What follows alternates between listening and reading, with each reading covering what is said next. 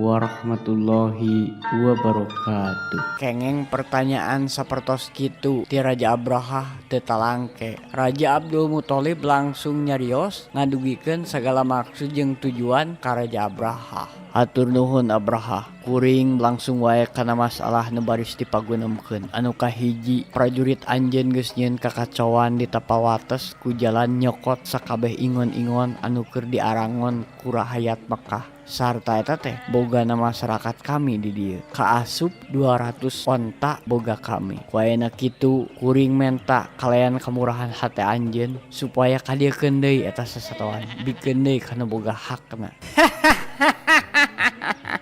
Abdul Muthalib anjeun nyata raja anu teu boga harga diri. Mimiti kula ningali banget anjeun ahyup ka jadot enda. Kula nepi ka turun ngajemprak dina taneuh satata jeung anjeun sabab kuring mikir anjeun jalma nu kudu dipihormat, jalma anu bakal menta ka kami supaya ulah jadi nyerang Mekah, supaya ulah jadi nyerang eta imah anu ku anjeun diagungkeun.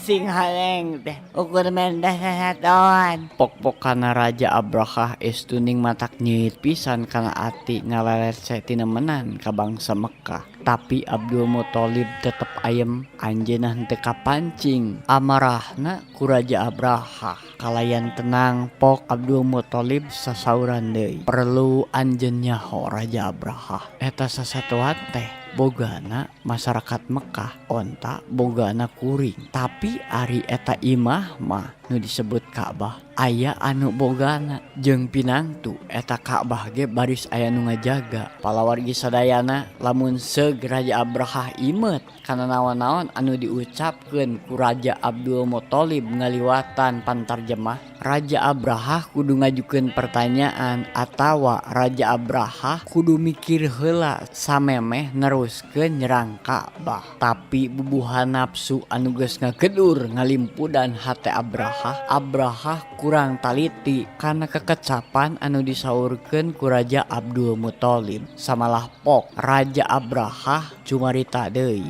Abdul Muthalib, lamun kahayang andika jeung sakumna masyarakat Mekah siga kitu, heug ku kami baris dilaksanakeun. Jeung deui anjeun jeung masyarakat kota Mekah leutik deui kami era lamun kudu diperangan ku kami, kudu dibinasakeun ku kami. Dina hiji poe kami bagi datang deui ka dieu pikeun ngandung maksud jeung tujuan anu sajen. Andika sabangsa si Mekah kabeh kudu asup agama Nasrani. Tapi samemehna kami arek mereskeun heula tujuan anu utama nganjur lemurkeun Ka'bah. Eta mah urusan anjeun Abraha anu puguh kami datang ka dieu erek nyokot ingon-ingon anu ku anjeun jeung prajurit-prajurit anjeun ditewakan.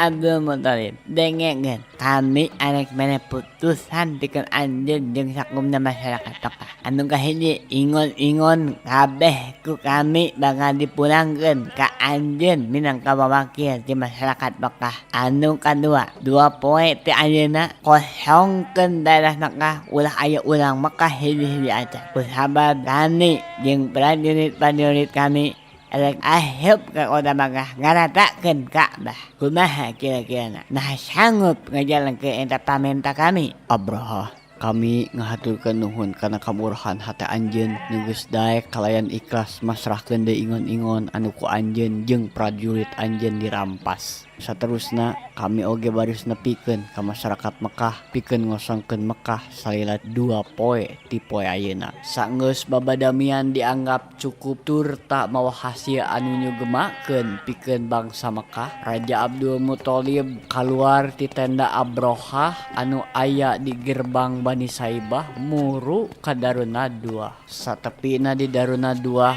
masyarakat Mekah geus ngagimbung awewe lalaki nganti-nganti kadatangan Raja Abdul Muthalib. Demi cenah waktu harita keneh Raja Abdul Muthalib langsung biantara nepikeun sagala rupa hal anu geus dipagunemkeun jeung Raja Abraha. Pikeun masyarakat Mekah regepkeun ku sararea kami baris nepikeun hasil babadamian jeung Raja Abraha. Aya dua hal penting anu ku anjeun sararea kudu dikanyahokeun. Anu kahiji, Abraha geus ngayakeun kasanggupan pikeun mulangkeun sakabeh ingon-ingon anu ku maranehna geus ditewakan. Anu kadua, Abraha menta yen 2 poe ti ayeuna di jero kota Mekah ulah aya hiji-hiji acan pangeusi Mekah kusabab Abraha jeung pasukan gajah erek asup ka Mekah pikeun ngancur leburkeun Ka'bah. Ngan sakitu hasil paguneman antara kuring jeung Raja Abraha. Anu satuluyna,